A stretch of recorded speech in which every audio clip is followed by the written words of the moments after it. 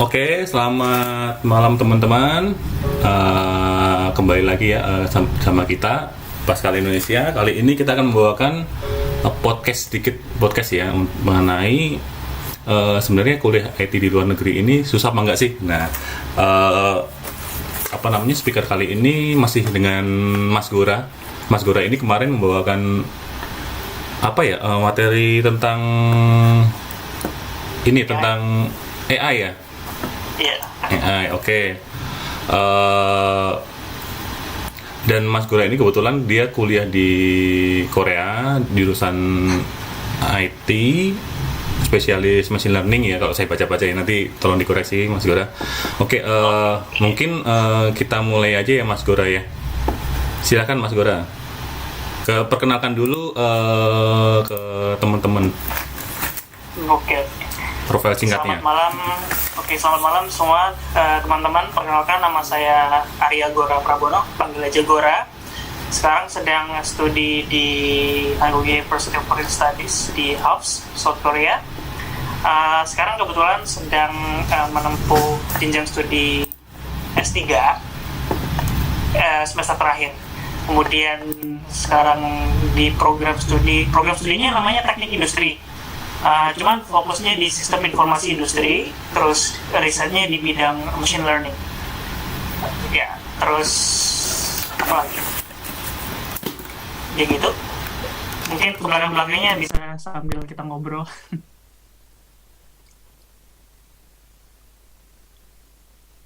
Oke, halo, suara saya aman? Aman, Om. Oke, Mas Gora ya, Mas Gora dari kapan sih kuliah di sana dan mulai dari strata berapa S1 atau S2 atau? Saya kuliah di Koreanya itu mulainya 2016 Februari itu mulai dari S2. Sebetulnya jenjangnya itu integrated ya istilahnya, integrated S2 S3 ditempuh dalam waktu 5 tahun. Jadi masuknya S2, lulusnya langsung kerja di disertasi tanpa tesis S2.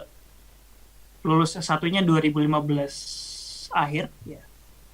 Terus langsung Februarinya ke Korea. Oke. Yang memotivasi untuk ke sana tuh apa ya? Maksudnya kita kan tahu di Indonesia juga lumayan gitu ya IT-nya ya. Terus kenapa ke luar negeri? Terus kenapa tujuannya langsung ke Korea? Kenapa ke luar negeri? Kalau kenapa ke luar negerinya karena pingin aja gitu. Dulu sempat ngobrol kan sama orang tua, gimana nih lulus kerja apa sekolah lagi? Ya kalau pesan orang tua kalau bisa sekolah lagi ya sekolah lagi. Oh ya udah saya manut aja gitu. Terus kenapa ke Korea? Oh ya karena kesempatan aja sih waktu itu. Jadi sebetulnya selain tujuan ke Korea ada juga beberapa tempat lain, termasuk Belanda salah satunya kalau nggak salah. Jadi di akhir studi S1 waktu kerja skripsi, ya sekalian saya juga hunting gitu scholarship ke beberapa tempat gitu. Kemudian ya kebetulan ada salah satu dosen saya waktu di S1 dulu, beliau kebetulan lulusan Korea juga, dan waktu ngajar beliau masih ada koneksi dengan teman-temannya yang di Korea Selatan, dan kebetulan saat itu ada info lowongan profesor di lab yang saya sekarang ini sedang buka lowongan untuk 2 orang gitu. Kebetulan saya dan teman saya waktu itu apply dan keterima alhamdulillah. Jadi ya karena kesempatan aja sih. Sebetulnya kalau disuruh milih ya suka-suka aja milih kemana ya, kayak MIT gitu kalau cuman karena ada kesempatannya di Korea Selatan ya udah sampai saya ambil aja gitu. Oke, kenapa jurusannya itu IT? Terus apakah dari awal tuh udah tertarik ke AI atau di sana baru milih? Saya masuk ke kampus ini S2 awal-awal itu waktu baru masih mulai, AI itu masih belum kenal juga sih ya. Ya pada intinya mulai risetnya itu waktu ketemunya waktu saya seiring berjalan waktunya kuliah di sini. Waktu awal-awal keterima saya baru ngerti supervise unsupervised aja itu udah bagus sih. Jadi masih belum terlalu ngerti lah awal-awal, dan ide risetnya baru ketemu setelah kerja beberapa tahun di sini gitu. Oke, menarik. Kerja dan kuliah. Menarik. Oh, di sana udah langsung kerja gitu ya? kerjanya dalam konteks gini, yang kuliah dengan jalur yang seperti saya, S2 S3 berbasis riset. Jadi kan beasiswanya itu dari profesor. Kalau beasiswanya dari profesor biasanya kerja riset bareng profesor gitu, hitungannya kan kerja gitu. Jadi profesor mendapat proyek yang didanai oleh entah pemerintah atau perusahaan atau kombinasinya, kemudian beliau kerja bareng mahasiswanya. Jadi setelah kuliah biasanya ke lab gitu, tiap hari masuk ke lab untuk riset, untuk nulis paper dan lain sebagainya gitu. Oh, terus apa namanya, pas di sana pertama kali di sana itu apakah langsung ke mes atau apa?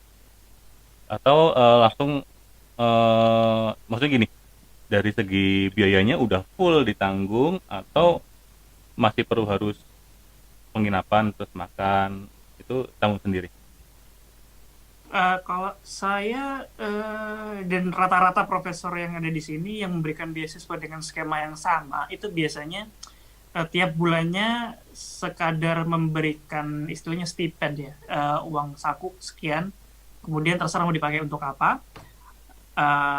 Biasanya kami pakai untuk bayar uang apa, sewa room gitu, untuk tempat tinggal, untuk kebutuhan makan dan lain sebagainya. Kalau untuk uang biaya kuliah itu macam-macam, tergantung kampus mana, tergantung lab yang mana, profesornya siapa gitu. Kalau di saya kebetulan untuk kuliah, biaya kuliah per semester itu sudah tercover dengan beasiswa dari beliau, dari kampus. Oke, oke. Terus di sana menurut, tapi dari CS1 ya, Unggura ya, di sananya ya? Di sininya dari S2, S1-nya di Indonesia. Oke, S2. Oh, menarik. Oke, S1-nya itu kan di sini ya. Terus ada perbedaan nggak dari segi literatur mata kuliahnya atau cara mengajarnya atau seperti apa yang mencolok ya? Yang mencolok sebetulnya yang mencolok di Korea sendiri ya, untuk Korea budaya cepat-cepatnya sih. Kalau teman-teman pernah dengar istilah pali-pali gitu, cepat-cepat kerjakan sesuatu dengan cepat-cepat dan dengan baik gitu. Iya, kelihatan dari situnya sih. Jadi ada kerjaan atau ada tanggungan harus segera diselesaikan secepat mungkin dan dengan kualitas sebaik mungkin gitu. Jadi standar pace kerjanya tinggi sih. Kalau dari segi kurikulum, dari segi cara mengajar, bedanya kurang lebih sama.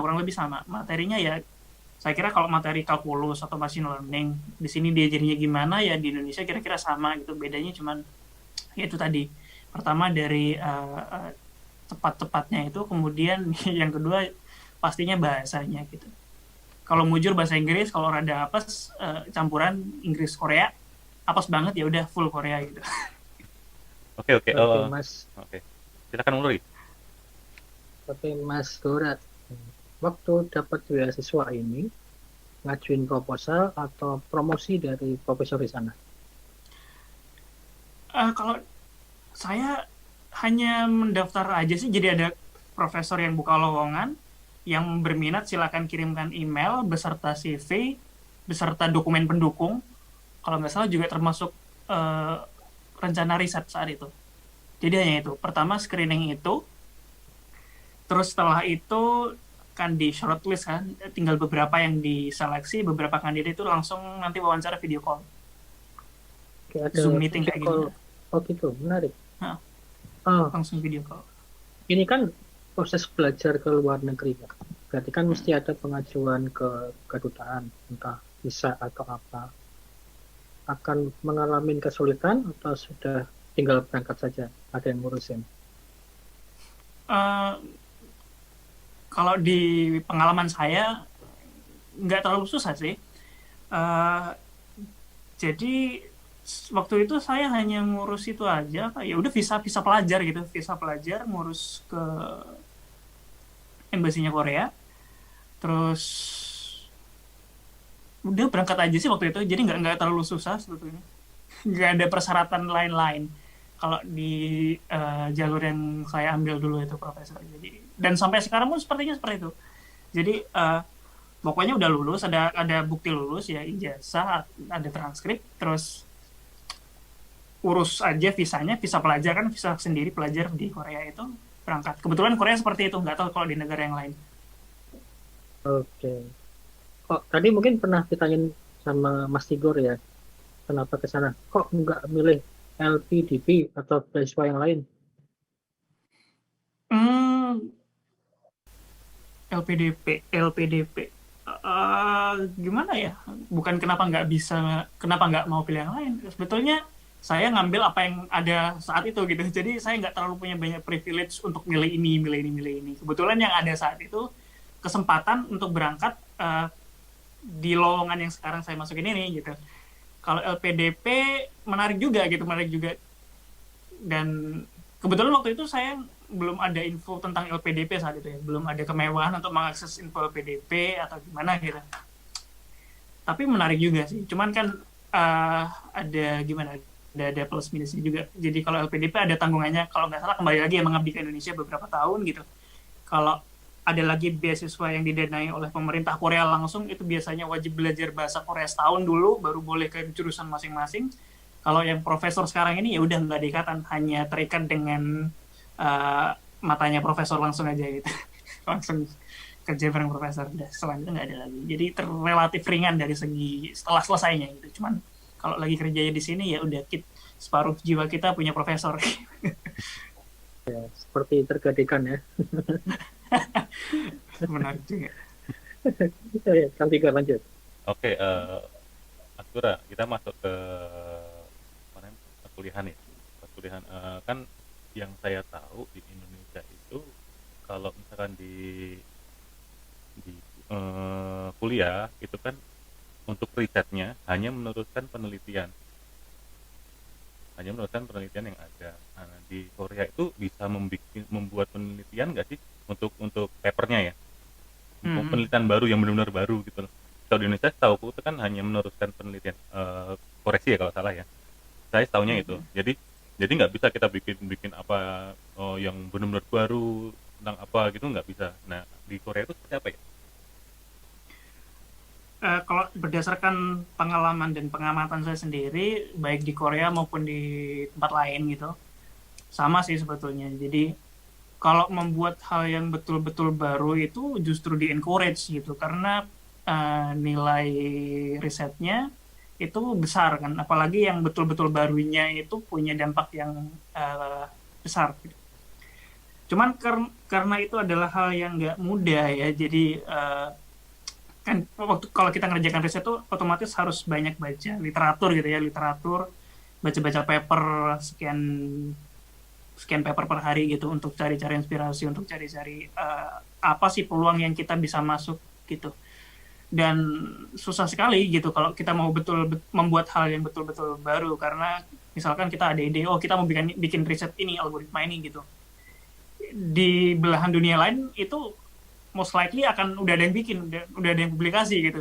Jadi agak cukup susah. Jadi kalau kita lakukan riset mentok-mentok ya bisanya mengembangkan dari yang mereka bikin atau menutupi kekurangan yang masih belum mereka tutupi gitu di kerjaan mereka yang pada saat itu.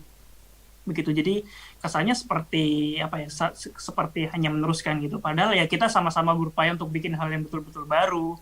Namun ternyata itu ya susah gitu. Ternyata susah bikin yang betul-betul baru. Malah di encourage sebetulnya kalau bikin yang betul-betul baru. Oh jadi di Korea itu sebenarnya kalau di Indonesia tahuku memang diatur, Mas Dora. Jadi bukan dari kampusnya, tapi memang dari dikti ya. Itu memang nggak boleh bikin penelitian baru, harus meneruskan penelitian yang sudah ada.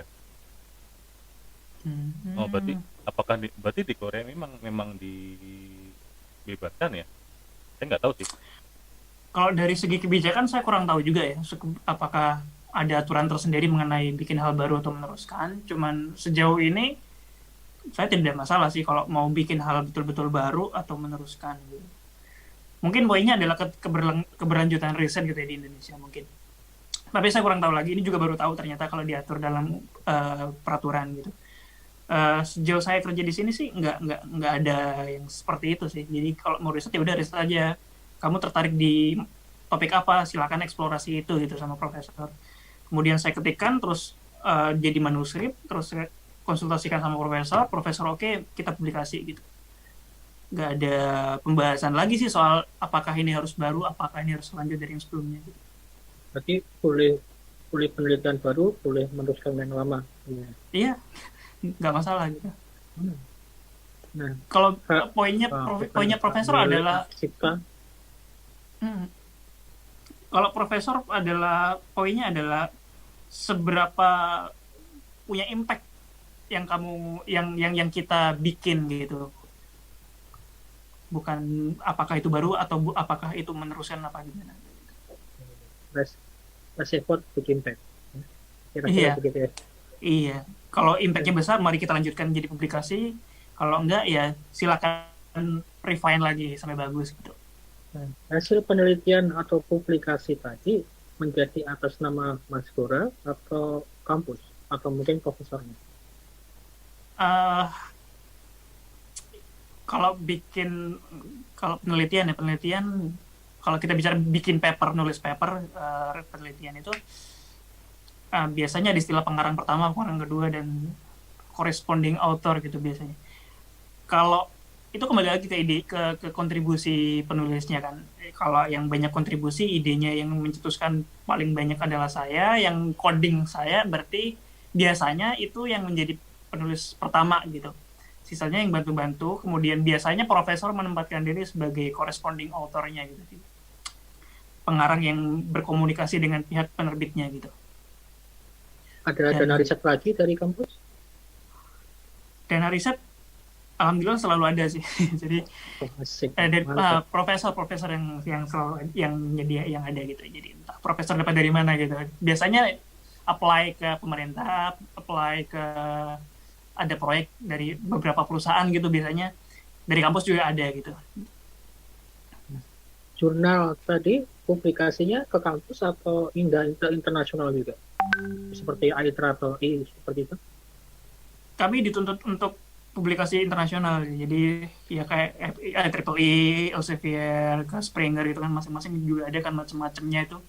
Di IEEE yang bagus-bagus kayak IEEE of Patent Recognition and Machine Intelligence, terus ada lagi apa lagi yang bagus-bagus itu. Ya pokoknya diarahkan ke sana lah gitu, ke international journal gitu. Oke, asik nih. Bisa bikin paper tuh buat beberapa orang riset sesuatu hal yang senang banget. Saya ambil waktu ke belakang lagi. Awal pertama Mas Gora tiba di Korea, apa yang membuat sulit, apa yang membuat bahagia di sana? Yang membuat sulit dan yang membuat bahagia ya.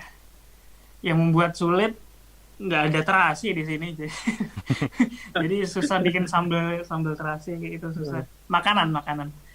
Pertama makanan, yang kedua cuaca ya. Saya datang pada saat winter, jelang musim semi, akhir winter musim semi. Itu masih ada salju, jadi anak pesisir kan ya. Rumah saya di Madura, di pinggir pantai, biasa panas itu, nyampe di Korea dingin. Ya agak susah di situ. Kan tiap hari juga beberapa hari terakhir, beberapa hari waktu saya ke sana ke kampus itu kan posisi ada salju ya gitu. Ya agak susah di situ, penyesuaian suhu aja lah, penyesuaian lingkungan gitu, lingkungan sama makanan dan tempo kerja awal gitu kan. Kaget biasanya santai gitu, sampai sana kaget gitu, ternyata gini kecepatannya. Itu yang bikin susah, adaptasi sih pertama. Cepat terus dan tepat waktu ya. Gimana? Cepat dan tepat waktu. Oh iya, tepat waktu. Awal-awal saya datang ke sini telat berapa ya, ketemu profesor telat 4 menit, itu ditegur, Arya kamu telat 4 menit gitu, 4 menitnya disebut. Udah sampai itu udah trauma pertama, jadi ke belakangnya tepat waktu. Ya betul. Saya merasakan hal yang serupa tapi kebetulan di Indonesia. Nah, problem utama di suatu daerah itu pasti bahasa. Iya. Gimana bukan? Nah, proses belajar bahasa Koreanya ini dikasih waktu di Indonesia atau tiba-tiba aja di Koreanya? Kebetulan saya nggak diminta untuk belajar bahasa Korea gitu ya. Jadi di lab itu tiap hari komunikasinya bahasa Inggris sama profesor, sama teman-teman yang Korea juga di situ, satu lab itu bahasa Inggris juga. terus sama teman-teman di bahasa Jawa kadang. Kalau bahasa Koreanya sendiri ya belajar sendiri akhirnya. Belajar entah dari YouTube, entah di sini juga ada kelas gratis gitu ya, kelas gratis untuk dosen-dosen internasional biasanya. Mahasiswa juga boleh ikut pasca sarjana ke sana gabung belajar bareng bahasa Korea. Itu juga pun kadang masih kurang ya, karena kurang intensif. Sempat juga kemarin tuh ada kelas dan dihitung SKS, kelas bahasa Korea. Ya kami yang mau belajar ya ambil itu juga, upaya sendiri gitu, belajar sendiri. Tapi untuk dari segi tuntutan nggak ada requirement dari profesor, karena semuanya bahasa Inggris. Belajar bahasa Koreanya hanya untuk survival aja sih sebetulnya di sini. Buat hidup ya, buat makannya ya. Iya, buat makan, buat nawar-nawar harga ikan di pasar atau gimana. Kan itu kan berarti artinya harus bisa bahasa Korea dong. Masa kita belanja pakai bahasa Inggris? Iya, mau nggak mau harus sedikit banyak bisa lah. Minimal kosakata di restoran atau kosakata di mana tempat-tempat umum gitu yang menyangkut hidup mati. Taunya kita hanya ngasih. Ayo, nanti gimana? Oke, Mas Dora, kalau di sana kan ikut profesor ya. Bagaimana? Di sana kan ibaratnya ikut profesor ya. Iya. Oke. Ikut profesor itu suka dukanya apa sih? Dukanya dulu deh, soal sukanya nggak usah diceritain, nggak apa deh. Dukanya. Dukanya. Apa ya, karena kita ikut profesor gitu ya, kerjanya pasti nempel sama profesor. Dan beliau bisa sewaktu-waktu hubungin kita gitu, misalkan dekat-dekat dengan submission proposal riset gitu kan. Biasanya profesor juga kalau mau apply dana riset kan bikin proposal gitu. Kami satu lab itu juga diajak untuk bantu-bantu bikin konsepannya juga gitu. Ya apalagi sudah mulai mepet dengan deadline itu ya kerja sampai malam dan siap-siap aja sih jam 12 jam 1 malam gitu dapat chat dari profesor, ada yang masih melek gitu.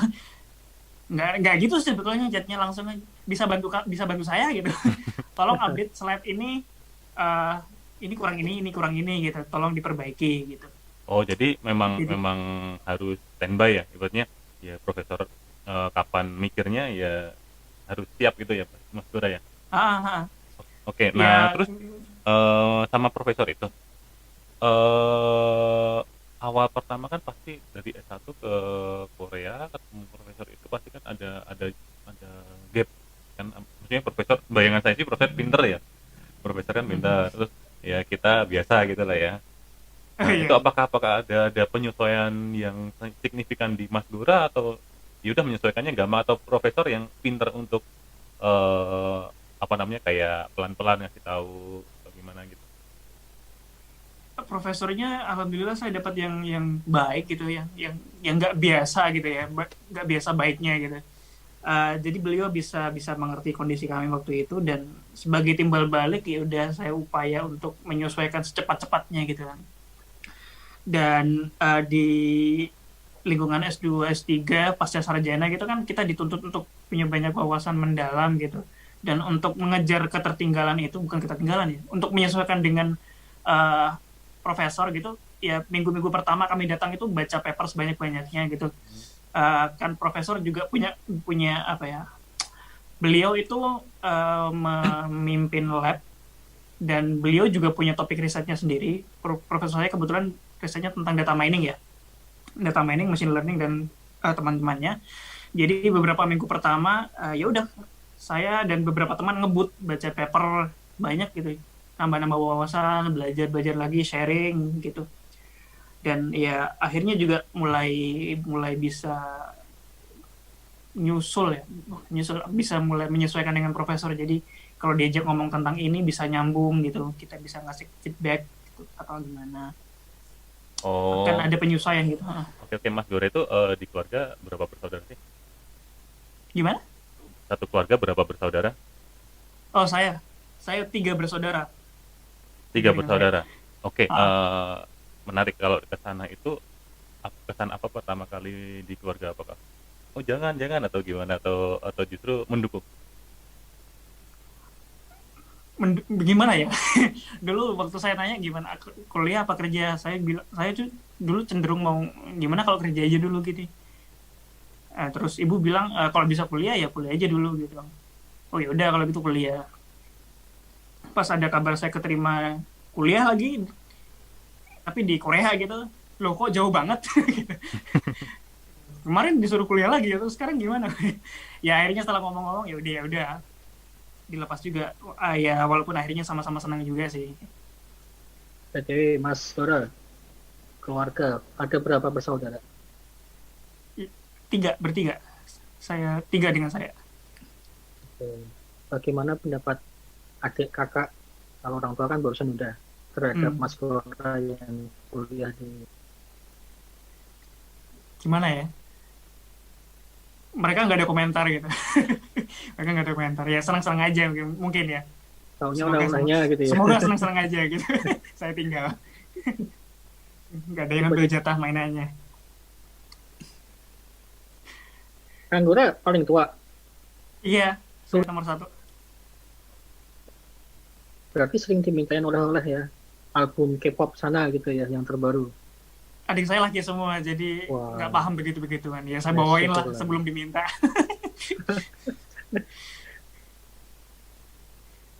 Apa lagi nih? Nah, Oke, sekarang sedang melakukan penelitian apa sih Mas Bura? Sekarang eh, riset sekarang dan beberapa tahun terakhir tentang transfer learning. Jadi transfer learning itu cabangnya machine learning. Kalau machine learning kan apa ya penjelasannya?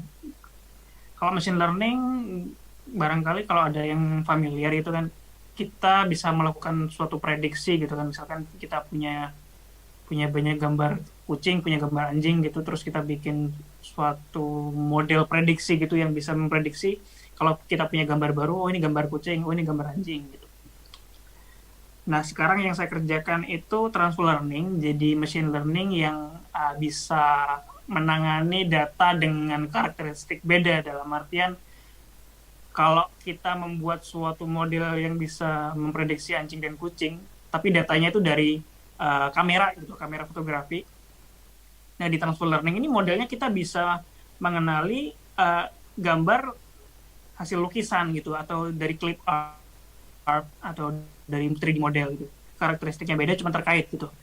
Mentransfer knowledge yang sudah ada dari gambar-gambar itu ke kamera uh, ke gambar-gambar yang kita bikin pakai sketsa atau kita bikin 3D model dan lain sebagainya. itu berarti ada, misalkan nih, anggapnya ada beberapa mesin learning yang mengidentifikasi sesuatu yang beda-beda, saling bertukar informasi.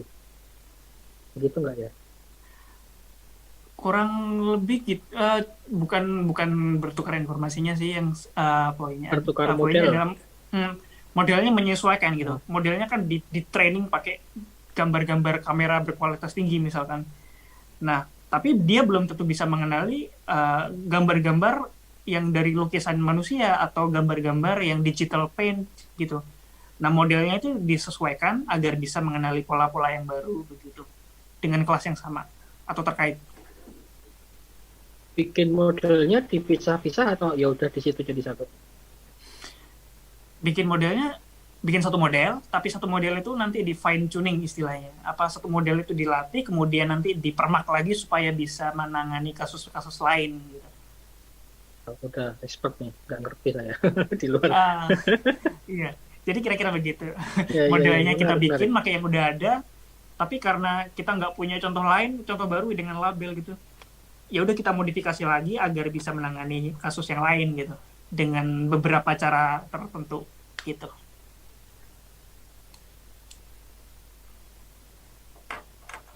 Oke, untuk machine learning sendiri di Korea itu apakah sudah diterapkan di negaranya atau belum ya? Dan diterapkan di mana aja ya? Machine learning, Terutama pemerintahnya ya.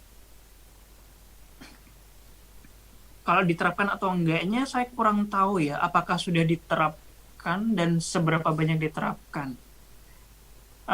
Tapi machine learning sendiri tergolong dari riset mungkin cukup lama, cuman untuk kalangan yang di luar IT cukup baru, apalagi di tataran pemerintah ya.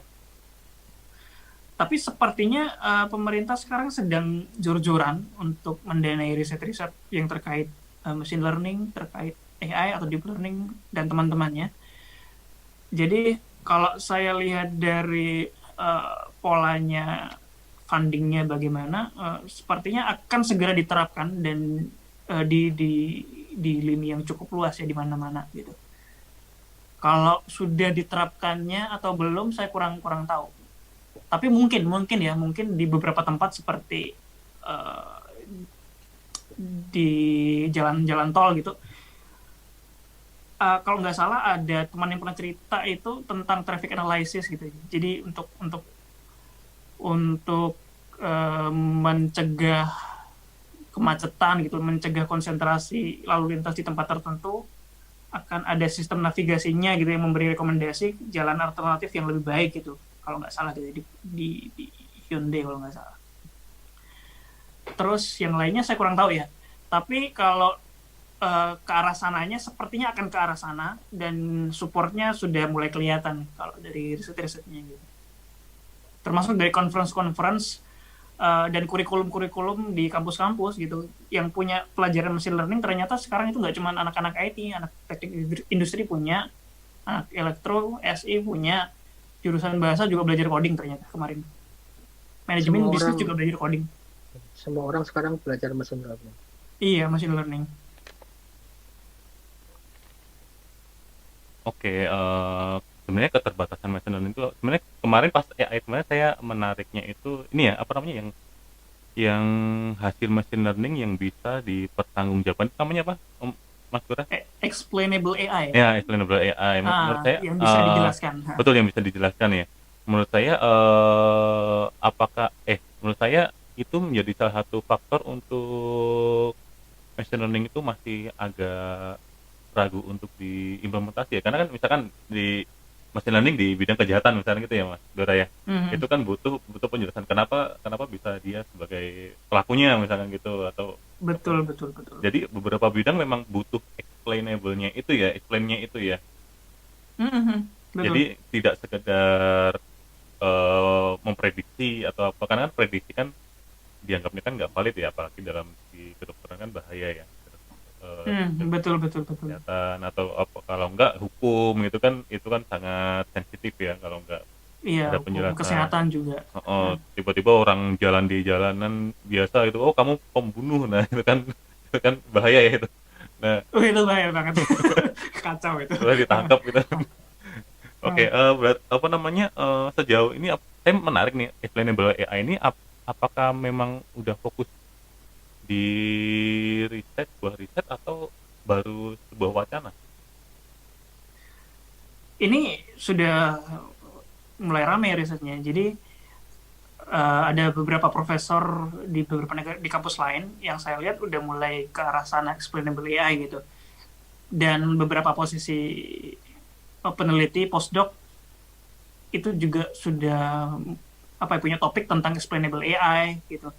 Dan ini udah mulai rame, ada sesi tersendiri bahkan di konferensi AI top di dunia gitu, explainable AI gitu.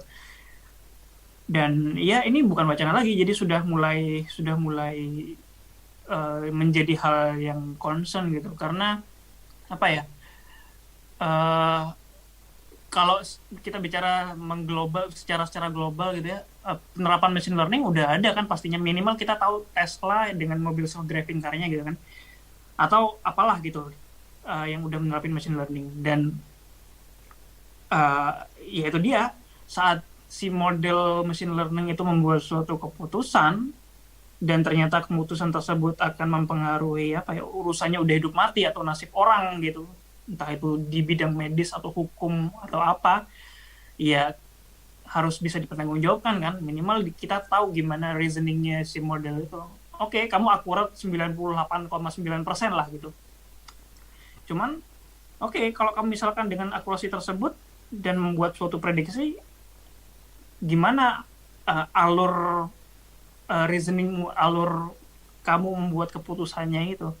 Nah, itu yang sekarang menjadi riset lagi gitu. Dan ini juga salah satu bukan penyakit, kekurangannya deep learning atau model-model khususnya yang berbasis jaringan saraf tiruan atau neural network. Dia kuatan akurasi menang mungkin. Kita pakai di kompetisi di Kaggle mungkin gitu ya. Top 10-nya anak-anak deep learning, cuman kalau ditanyain kenapa dia bisa memprediksi seperti ini, kenapa dia bisa memprediksi berita ini hoax atau bukan gitu, nggak tahu, dia nggak bisa jawab. Dan ini sekarang sedang rame-ramenya deh, udah jadi tren baru lagi, explainable AI. Oke, menarik sih, apalagi ya kita tunggu di kelasnya ya. Mas Gura ini mau bikin kelas AI atau machine learning di Pascal Indonesia ya. Kita berharap nanti kita dapat insight yang bagus lah di situ ya. Minimal kita tahu lah, kita kan awam ya di AI ya. Betul. Minimal kita tahu pengenalan AI seperti apa gitu. Nah, untuk Mas Gura sendiri, tadi kan dibilang bahwa pas ikut profesor harus standby ya, maksudnya kapan aja dibutuhkan yaitu harus siap ya. Nah itu pembagian waktunya gimana sih? Kan Surian masih muda ya, butuh jalan-jalan gitu kan. Nah itu apakah itu terganggu apa enggak? Apa malah pernah pas waktu jalan-jalan itu disuruh balik gitu? Bagaimana gitu? Di awal-awal waktu masih penyesuaian pernah sih. Jadi awal-awal kan explore kita ada rencana nonton bioskop bareng teman-teman lab gitu ya. Pas perjalanan ada request gitu, ya udah kita kerja di bis, update PPT di bis gitu. Pernah gitu. Terus hadir ke conference gitu, ngerjain PR gitu. Ngerjain PR ya sambil lalu gitu. Di perjalanan curi-curi waktu kerja gitu. Cuman ke belakangnya udah mulai bisa mengatur kapan kita harus jalan-jalan gitu. Ya alhamdulillah bisa juga sih, bisa ada pembagian waktunya, nggak terlalu hilang lah kebahagiaan itu. Jadi minimal tiap bulan biasanya dulu kami teman-teman itu di lab mengagendakan nonton bareng gitu. Terus apalagi ya kalau malam biasanya juga saya main game gitu, main game online sama roommate. Terus weekend juga masih bisa disempatkan sih kalau mau jalan-jalan ke kotanya gitu, kemana gitu masih sempat gitu. Dan kalaupun ada request dari profesor, itu pun seharusnya sudah bisa diselesaikan sebelum jalan-jalan kemana-mana gitu. Udah lumayan oke. Berarti udah mulai membiasakan diri ya Mas Gura ya? Paling yang hektik itu hanya menjelang deadline aja sih. Sisanya udah bisa dikendalikan. Kehidupan Sabtu Minggu bagaimana? Tetap sibuk dengan menyelesaikan riset atau jalan-jalan seperti tadi? Jalan-jalan tergantung sih. Kalau jalan-jalan sepertinya udah mulai cukup bosan ya. Maksudnya udah kemana-mana gitu. Jadi Sabtu Minggu tetap santai gitu. Sabtu Minggu adalah libur gitu. Sabtu Minggu kalau bisa nggak coding lagi, nggak kerja paper. Kalau coding sebagai hobi mungkin masih lanjut gitu, asik-asikan gitu, bikin coding game atau algoritma apa gitu masih oke. Berarti kalaupun nggak jalan-jalan, berarti tetap masih ada privacy time buat masing-masing kan? Ada, itu harus ada. Intinya berarti Sabtu Minggu bisa ngapain aja, pas mau jalan, mau apa aja boleh ya. Sabtu Minggu itu adalah waktu untuk saya gitu. Kalau untuk saya sendiri ya Sabtu Minggu, walau beliau adalah profesor sekalipun, ya udah saya nggak ngecek email, saya nggak ngecek grup chat di lab, ya udah untuk saya sendiri Sabtu Minggu. Aktivitas lain, olahraga atau bersosialisasi dengan teman-teman yang asli penduduk Korea gimana? Kalau yang asli penduduk Korea biasanya di sini kan ada jurusan bahasa Indonesia.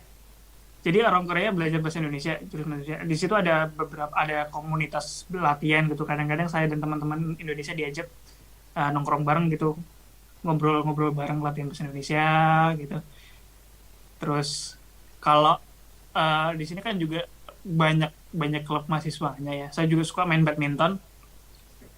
Eh, Sebelum COVID, sekarang COVID fasilitas udah banyak dibatasi pemakaiannya. Jadi sebelum COVID dulu ya saya sering gabung-gabung sih sama anak-anak main badminton gitu, sama anak-anak departemen lain, sama teman-teman foreigner lainnya gitu, main-main bareng gitu. Ini ngomongin COVID nih. COVID ini kan di mana-mana kena nih, seluruh penjuru dunia ada. Yang terjadi di Korea seperti apa, Mas? Bisa diceritain tuh. Yang terjadi di Korea awal-awal sih cukup hektik juga ya, karena COVID ini adalah sesuatu yang baru ya, sesuatu yang baru yang bikin seluruh dunia kaget gitu, dan kita nggak tahu ini apa dan gimana cara ngatasinnya gitu. Dan tingkat kesadaran masyarakatnya kan juga beda-beda ya, dari yang masih muda sama yang udah tua kan juga beda tingkat kesadarannya. Di awal-awal kan justru Korea itu yang cukup tinggi ledakan kasusnya ya. Kalau nggak salah ada satu sekte tertentu, kami sudah diimbau oleh pemerintah untuk tetap di rumah, jangan kemana-mana. Kalau bisa aktivitas religi, kalau bisa itu dijalankan secara online gitu, sebisa mungkin. Nah, tetap ada yang ngeyel gitu, ada tetap yang maksa hadir, dan salah satu ritual mereka adalah kumpul di satu ruangan tersendiri yang tertutup gitu, saling dekat-dekatan. Nah, ternyata salah satunya tuh ada yang kena gitu, dan akhirnya cepat banget spreadingnya, istilahnya super spreader gitu ya. Pasien nomor berapa dulu gitu. Nah, itu menjadi satu epicentrumnya gitu, jadi ledakan tertingginya di Korea saat itu. Nah, setelah itu ya untungnya kita pemerintah Korea cukup oke lah ya dari segi penanganannya dan fasilitasnya juga ya. Kalau nggak salah kemarin bulan Mei itu tingkat mereka memeriksa tesnya itu 10.000 tes per hari kalau nggak salah, 10.000 tes per hari, dan ya akhirnya alhamdulillah bisa turun kasusnya gitu. Ada keseriusan yang kelihatan gitu, dan penduduknya kalau disuruh pakai masker ya pakai masker beneran gitu, disuruh social distancing ya social distancing beneran gitu. Berarti pemerintahnya siap dan warganya nurut. Ya nurutnya warganya, ada yang nurut ada yang ngeyel juga, cuman karena dampak ngeyelnya itu cukup mahal ya gitu. Cukup keras hukumannya, jadi ya akan apa boleh buat nurut gitu. Keras hukuman seperti apa nih bagi yang ngeyel nih? Baru-baru ini di tempat umum itu kalau nggak pakai masker, kawan nggak pakai masker, denda 100 ribuan itu sekitar berapa ya? 1.300.000 rupiah. Gitu. Ada kejadian yang misalkan nih, sekarang mungkin udah mulai turun ya, orang udah mulai sadar. Di awal-awal yang ngeyel mungkin ada yang entah dipukulin, ada tindakan yang keras atau cukup berupa peringatan dan denda. Yang ngeyel sanksi sosial sih mungkin, apalagi yang tadi itu sekte tertentu tadi itu komunitasnya ya udah di ceng-cengin di apa ya, di dunia maya juga diprotes di mana-mana, di forum di sama masyarakat Koreanya juga ini apaan sih, kok mending tutup aja gitu dan sebagainya. Interaksi sosial tetangga bagaimana? Misalkan nih ada tetangga yang kena positif, tetangga bereaksinya seperti apa? Akan saling bantu atau ada yang cuek juga? Tetangga, karena saya nggak terlalu ngerti bahasa Korea, saya kurang tahu kalau sesama tetangganya. Toh kalau saya lihat di sekitar pintunya tutupan terus itu. Cuman Korea itu di smartphone-nya cukup cerewet gitu. Di beberapa bulan awal tahun ini itu satu hari bisa ada berapa notifikasi itu dari pemerintah. Jadi di provinsi ini, kota ini, kecamatan ini di minimarket A gitu. Ada yang terinfeksi umur sekian pada pukul sekian gitu. Dan ini adalah keluarganya si B gitu. Nah itu diumumkan kayak gitu. Jadi ya semua tahu gitu, dan semua masing-masing sadar tempat mana yang sebaiknya dihindari gitu. Kalau dari tetangga sendiri, saya nggak terlalu paham soal itu. Berarti kan intensitas pemerintah terhadap atau perhatian pemerintah terhadap hal ini kan sangat besar itu. Artinya Ya, warga punya percayaan terhadap pemerintahnya. Ada trust. Saya lihat.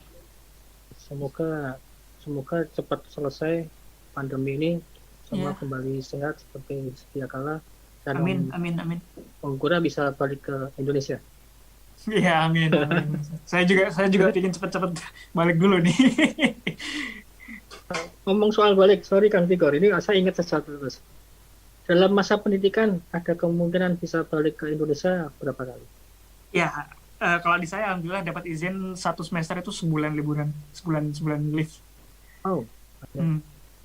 Cukup oke. Jadi biasanya itu pas liburan semesternya mahasiswa, summer vacation atau winter vacation. Saya biasanya kabur winter vacation, nggak kuat dingin. Ntar malah mengecil. Iya. Ayo Kang Tigor. Oke, ini ada yang nanya di YouTube ini, kapan kelas ML-nya digelar? Ini segera ya, soalnya di Pasar Indonesia ada beberapa kelas nanti yang akan digelar. Di antaranya database, kita akan ngobrolin dari fundamental, analisa database, sampai application development database. Nanti kalau pengen lanjut lagi, bisa di administration database. Lalu mungkin kita sebenarnya nunggu Mas Gora sepi nih. Nunggu Mas Gora lowong nih, banyak banget jadwalnya nih. Oke, selanjutnya untuk habis database mungkin Mas Gora yang akan mengisi.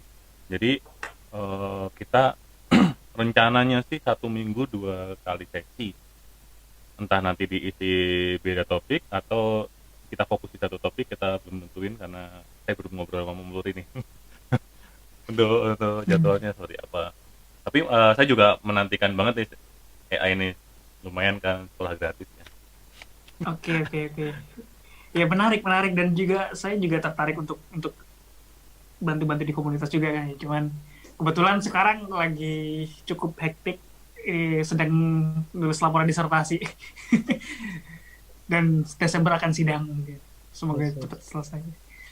Makanya akan lanjut berikutnya atau balik ke Indonesia dulu atau kerja? Rencana saya sih balik dulu bentar Indonesia, istirahat. Setelah itu akan postdoktoral gitu, neliti lagi. Itu berarti ke kampus atau kemana? Saya nggak tahu di bidang ini soalnya. Postdoktoral itu kan seperti S3, cuma terhitung profesional ya. S3 nggak ada kelas, ya udah kita neliti secara profesional gitu. Bisa di kampus, bisa di lembaga riset juga kayak LIPI, LAPAN, seperti itu. Kalau kemungkinan ke industri kemana, Bang? Kalau industri bisa aja, terutama industri yang ada departemen R&D-nya juga mulai rame kan posisi data scientist, ada machine learning engineer, dan beberapa variasi nama lainnya gitu. Dan biasanya mereka juga butuh beberapa mahasiswa dengan kualifikasi pasca sarjana S2 S3 gitu. Bisa juga ke sana. Nah, dengan machine learning, keilmuan ini yang semakin besar sekarang ya, kemungkinan pekerjaan atau jenis pekerjaan baru apa saja sih yang bisa terjadi, yang bisa kita masukin? Apa ya? Yang baru kan yang bisa kita kenal mungkin data scientist, data engineer. Nah, akan muncul nama-nama job baru nggak?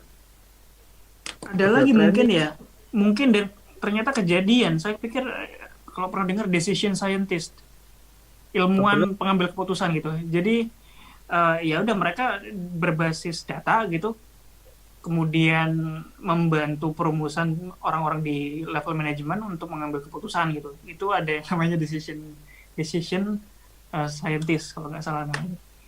Terus apa lagi ya? Ada proses scientist atau proses engineer ya atau apa?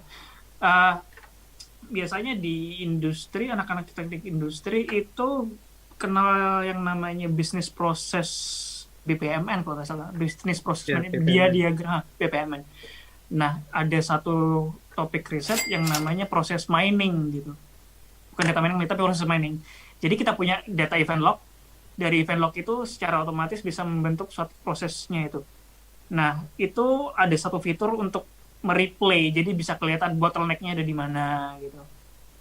Nah, itu bisa jadi juga Baru tahu nih proses. ada proses mining selain data mining. Saya baru tahu ini. Mana ada? Ada proses mining. Monggo di search itu cukup ramai. Ya kan saya tidak bergelut di bidang ini nih. Artinya kan Aha. semacam akan ada job-job baru yang muncul pasti. Nah, Kan? iya akan Artinya ada. ada peluang nih buat teman-teman yang mau belajar atau intens di sini untuk ternyata ada peluang kerja di sini nih. Gitu. Mhm. Dari sisi keamanan juga akan banyak kok, walaupun bukan dengan judul baru tapi dengan peran yang baru di posisi yang sama gitu kan. Machine learning ternyata bisa dikibulin gitu, walaupun gambar kucing gitu, kalau dikasih noise dikit aja bisa ketebak ini gambarnya truk, bisa aja. Nah, itu akan ada di bagian security yang concern di situ, dan itu akan saya yakin akan dekat dalam waktu dekat ini. Itu di security atau di bagian orang model trainernya? Itu di bagian security-nya ya. Praktis dia juga harus tahu yang namanya training, proses trainingnya gitu, dan dia harus paham gimana caranya menambal lubang itu. Dan akan ada banyak cara ya, ini hacker versi dunia machine learning. Ya. Yang Kang Tigor. Pening saya nih. Jadi kalau ngomongin machine learning pening juga. Oke, Mas Gora, lalu untuk kan tiap orang kan pasti punya pandangan untuk mau kemana gitu ya. Nah itu Mas Gora sebenarnya pengennya nantinya akan melangkah sebagai apa dan di mana sih? Karena kan sekarang kan ada 2 negara nih ya Mas Gora ya, pilihannya Indonesia dan Korea. Nah sebenarnya Mas Gora ini profesinya akan kemana ya, prefernya? Kalau saya pribadi ya, rencananya tidak akan jauh-jauh dari akademis ya, untuk ngajar gitu, entah di mana gitu. Nah, ngajar dan neliti ya, karena saya juga suka eksperimen itu, bikin hal-hal yang ngulik-ngulik lah gitu. Dan juga ya senang-senang aja kalau diajak sharing gitu sama teman-teman, sama junior gitu. Ya paling ya, kalau saya sendiri akan ke jalur akademis. Walaupun tidak menutup kemungkinan ke industri juga. Jadi, tapi panggilan ke arah akademis sih. Ada panggilan ke arah sana. Nah itu di Indonesia atau di Korea Mas? Saya sukanya di Indonesia sih. Saya ingin balik. Jadi kalau for good-nya akan ke Indonesia. Tapi kalau menimba ilmu atau beberapa tahun sebagai postdoktoral, akan main-main dulu lah di Korea atau sekitarnya. Kalau istri di mana? Di Korea atau di Indonesia nih? Sekarang sedang ada di Indonesia. Nah itu makanya pasti akan kembali. Enggak lah, bisa diajak juga kok kemana-mana. Betul. Oh ya, di Korea ada semacam residen nggak sih? Nanti orang yang sudah dianggap seperti warga negara pilihan di sana. Dalam artian apa nih, Om Luri? Apa status kewarganegaraan atau gimana? Apa ya? Kalau di Korea itu kan di Singapura kan ada semacam kayak residen. Boleh tinggal lama di sana. Permanen residennya. Nah, ya di Korea ada istilahnya permanent resident. Jadi orang yang udah lama tinggal di sini menetap, kerja dengan durasi sekian waktu, dia bisa ganti visanya jenis tertentu permanent resident, dan ya dia akan kurang lebih sama dengan penduduk Korea. Berapa lama tuh? Setelah berapa lama? Berapa ya? Lupa saya. 5 tahun kah? Mungkin. Lama juga. Ya. Saya udah hampir bisa nih, cuman nggak. Rencana perkiraan akan selesai kapan, Mas Gora? Kalau sesuai rencana Desember ini sidang, terus ya Februari wisuda. Semoga sesuai rencana. Mohon doanya. Mohon. Cepat, dan wisudanya virtual nggak ya? Wisudanya anak-anak sini udah beberapa kampus sudah mulai offline. Saya lihat itu terbatas tahun.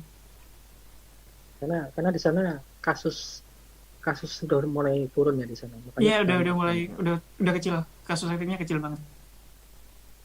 bahagia lah. Di Indonesia malah tinggi terus.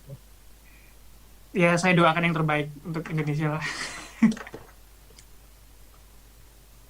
Di sana tuh udah ada vaksinnya belum sih Mas Gur? Vaksinnya Gimana? vaksin COVID itu udah beredar luas di masyarakat belum? Vaksin saya masih belum dengar ada kabar itu di sini.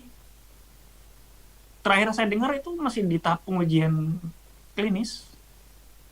Oh, Hmm. kalau nggak salah yang udah beredar tuh di mana? Cina sama Rusia yang udah ini ya, udah di pasar ya. Rusia ya kalau nggak salah berita kapan hari itu. Cuman di Korea sendiri saya kurang tahu. Belum update berita soal vaksin ini. Hmm, oke mungkin ya semoga kita berakhir ya, udah bete banget nih udah Iya, kita nggak bisa beraktivitas seperti biasa. iya. Semoga sejawat yang penelitiannya di bidang vaksin ini bisa lancar menemukan vaksin. Oke, ini udah berapa menit? Udah nggak kerasa banget ya, udah 1 jam. Wah, Kita cepet banget. oke ini mungkin ini perdana podcast yang beneran ya Om Luri ya. Oh, biasanya nggak beneran. Kalau kemarin kita barbar ya, berapa banyak ternyata kita sih pengennya kemarin kan ada podcast yang pertama itu berapa orang ya, 5 orang atau 4 orang itu narasumbernya, ternyata kita kebablasan 3 jam kita podcastnya. Jadi Wah, oh yang kapan hari itu. Iya. tapi emang pembahasannya seru banget, jadi Ah, eh, ya ngelantur banyak banget. Harusnya kan podcast yang paling isi juga pakar-pakar tuh saya lihat. betul senior Luar senior biasa. makanya 1 jam lebih 3 jam lebih. Nah kita pengen ngadain rutin nih podcast kayak gini nih. Makanya kita Oke, kenal. coba memperbaiki kualitas publikasi di streaming YouTube, nanti mungkin bisa Hmm. dilihat hasilnya di YouTube Pasar Indonesia. Nah apa namanya, semoga Mas Gora juga bisa ngisi terus ya ini ya, kita masih butuh ilmunya nih. Jadi kita tuh butuhnya tuh Oke. sebenarnya kalau misalkan webinar ini kita berusaha balance ya antara ilmu pendidikan dan ilmu industri, kan beda itu ya Mas Gora ya, Hmm. dimana Iya, ilmu betul. pendidikan itu ya plus minus ya mungkin ya. Ilmu Hmm. pendidikan kita butuh yang benar-benar berdasarkan pustaka, berdasarkan referensi ilmunya, ilmu yang benar-benar ada dasarnya. Kalau industri kan sebenarnya kan dasarnya ada, tapi kan itu pengalaman ya, Betul. pengalaman.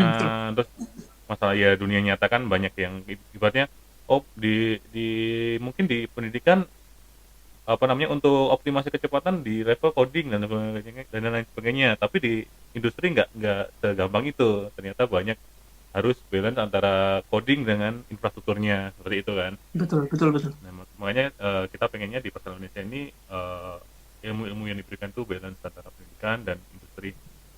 Nah, untuk podcast ini sengaja kita bikin supaya supaya kita bisa, kan beda antara webinar dengan podcast. Podcast kan kita lebih ngobrol-ngobrol santai, lebih ngulik-ngulik, lebih apa ibaratnya materinya juga informal ya.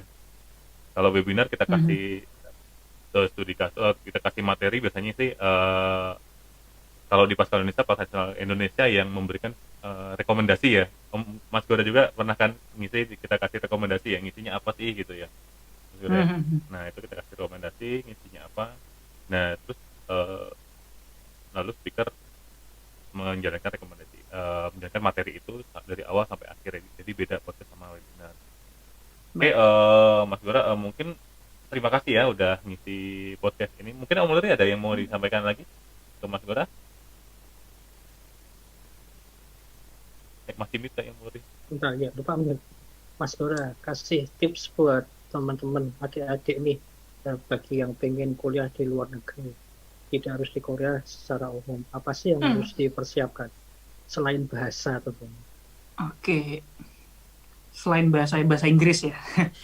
Bahasa Eh, lokal, bahasa Inggris dan bahasa Oke, lokal ya. pintu masuknya bahasa Inggris sebetulnya ya. Nanti kesananya bisa diatur bahasa lokalnya, itu bisa diatur sendiri. Yang perlu dipersiapkan, karena kalau mau sekolah lanjut ya mau nggak mau kalian akan berhadapan dengan dunia akademis. Kalau dunia akademis otomatis ya kalian harus banyak mempersiapkan eh, proyek-proyek atau karya tulis. Itu akan sangat membantu. Jadi itu juga akan dilihat pastinya kan ya. Eh, Banyakin nulis, banyakin bikin karya ilmiah bareng dosen kalau bisa itu lebih bagus. Banyak banyak juga bikin proyek coding yang kelihatan wah gitu, yang menonjol gitu, yang nggak biasa dan bisa ditunjukkan ke mereka karena nanti kan akan mostly akan ada wawancara secara virtual, wawancara video call gitu dan akan diminta untuk menunjukkan sesuatu gitu. Nah, jadi teman-teman akan punya hal yang bisa ditunjukkan begitu. Itu kalau dari segi persiapan. Kalau yang lainnya barangkali rajin-rajin cari informasi aja ya gitu. Karena informasi kuliah di luar negeri itu bukan rahasia dunia gitu. Itu ada di mana ada cukup ada banyak tempat yang memberikan panduan, memberikan uh, tips dan trik dan lain sebagainya. Jadi itu bisa dicari gitu. Kalau teman-teman memang tidak punya kemewahan akses ke dosen yang bisa memberikan informasi, ya silakan secara proaktif coba mulai cari-cari gitu ya, mulai googling beasiswa di mana gitu. Itu sih. Jadi persiapkan jauh-jauh hari, eksplorasi teman-teman mau pergi kemana gitu. Kalau mau ke sini apa yang perlu disiapkan itu bisa dicari-cari. Dan kebetulan hampir di berbagai negara itu ada yang namanya Persatuan Pelajar Indonesia ya. Jadi teman kakak-kakak yang udah ke sana itu yang membuat komunitas pelajar Indonesia di sana, biasanya mereka punya media sosialnya dan di media sosial itu biasanya mereka menyediakan informasi-informasi gitu, beasiswa di kampus ini, beasiswa dari pemerintah Korea misalkan udah dibuka, terus beasiswa dari kampus mana, biasanya mereka menyalurkan itu via media-media mereka gitu. Jadi ada komunitas pelajar di masing-masing negara dan itu bisa dijadikan rujukan untuk informasinya. Banyak-banyak cari aja sih, begitu, kurang lebih dari saya begitu. Makasih Mas Gora. Sebenarnya panggilannya Mas Arya atau Mas Gora? Gora saya di sini Gora, dipanggil okay. Gora biasanya. Gora. Aksen Gora lebih enak didengar sama masyarakat sana kayaknya. Oke, Kang Tigor, udah cukup nih kayaknya. Terima kasih teman-teman ya udah melihat acara ini ya. Mungkin Mas Gora juga makasih banyak loh, udah 2 kali ngisi loh. Dan juga nanti Sama-sama, makasih banyak udah ngundang saya. nanti ditunggu kelasnya ya. Baik, Jadi kita kontak dengan Japri dulu. Untuk kelas siap. ML kita pasti adain karena speakernya juga udah ready untuk bikin kelasnya ya. Untuk kelas saat ini yang kita pikirkan adalah database dan machine learning. Mungkin depannya kalau ada ide-ide teman-teman bisa ngomong sama saya atau justru bisa di grup Pascal Indonesia, topik apa yang bisa kita bawain untuk kelas. Jadi ada kelas, ada webinar, terus ada podcast yang kita adain kali ini. Ya semoga dengan situasi pandemi ini Pascal Indonesia bisa memberikan sedikit ilmu yang berguna ya Mas Gora ya. Daripada hanya sekedar jadi kamu rebahan ya. Betul. Bisa belajar sambil bersantai gitu. Oke, Mas Gora terima kasih, Mas Luri terima kasih, Mas Luri sih, Om Luri terima kasih udah menjadi host juga menemani saya. Oke, teman-teman yang online ini banyak yang di YouTube juga. Oke, terima kasih teman-teman yang udah nonton, terima kasih yang udah join di Zoom juga. Om Luri ada jadi untuk bikin ini door prize-nya nih, giveaway-nya nih. Ya, giveaway-nya jatuh pada Mas Sahyo dan Mas Hari Muam. Ada selamat buat teman-teman yang dapat door prize giveaway. Nanti kita umumkan sudah. Ya, gitu Kang Tito. Oke, mungkin bisa diinfokan nomor teleponnya ya, nomor teleponnya nanti kita berikan pulsa bagi yang nonton di Zoom ya. Om Luri Ya, sudah chat kok. giveaway-nya di khusus di Zoom. Oke, nanti kita umumkan di grup hasilnya. Oke, terima kasih Mas Gora, Om Luri dan teman-teman sekalian. Sama-sama. Kita tutup dulu. Oke, selamat malam untuk teman-teman sekalian. Ya, Assalamualaikum.